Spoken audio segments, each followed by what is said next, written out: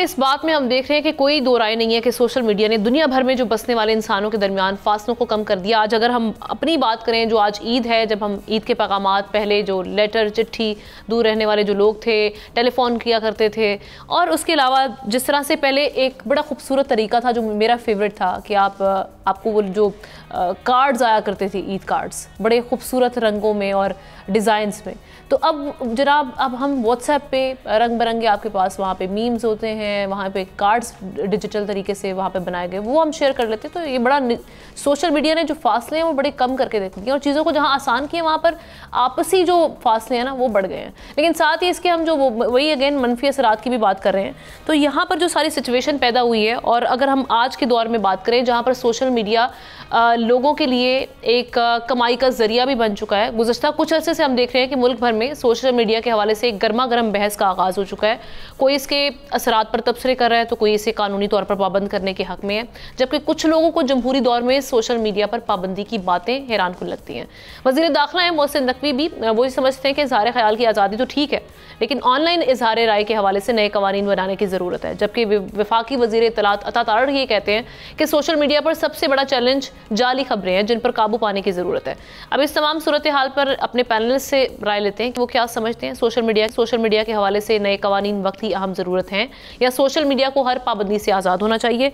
जुल्फ़िकार साहब, ये पाबंदी लगा दी गई, फिर उसके बाद अब ख़ास तौर पर अगर हम एक्स की बात करें, एक बड़ा ऐसा मीडियम था, फास्टेस्ट मीडियम आप कह सकते हैं, फ़ौरन खबर आ रही होती थी। नो डाउट ऐसी फेक न्यूज़ भी हमारे सामने आती थी जिन पे आप कह सकते हैं कि बड़ी तेज़ी से वो फैल रही होती थी, जिन पे हम देख रहे थे मुहिम भी चल रही होती थी।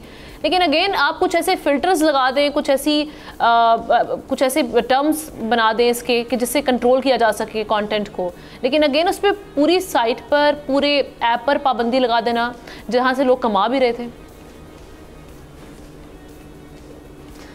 थैंक यू जी। देखिए, मैं ख़ुद जब प्रेसिडेंट रहा पौने तीन साल Pakistan federal union of journalist का, हमारी लड़ाई यही हुकूमत के साथ यही थी। उस वक्त फवाद चौधरी साहब थे और फवाद चौधरी साहब लाना चाह रहे थे, इसी तरह की पाबंदियाँ थी। फिर वो पाकिस्तान मीडिया डेवलपमेंट अथॉरिटी जो है वो उसको का नफाज करना चाहते थे, और उन्होंने उस वक्त ये खुशकिस्मती हमारी थी कि आपके टीवी चैनल्स के जो इलेक्ट्रॉनिक मीडिया के हेड्स हैं, उनके मीडिया हाउसेस हैं, वर्किंग जर्नलिस्ट हैं, और डायरेक्टर न्यूज़ की एक एसोसिएशन जो उनकी बनी हुई है, हम सब ने मिल के उसको अपोज़ किया और वो करते रहे। हमारा मौक़िफ़, मैं समझता हूँ आज भी मेरा मौक़िफ़ यही है।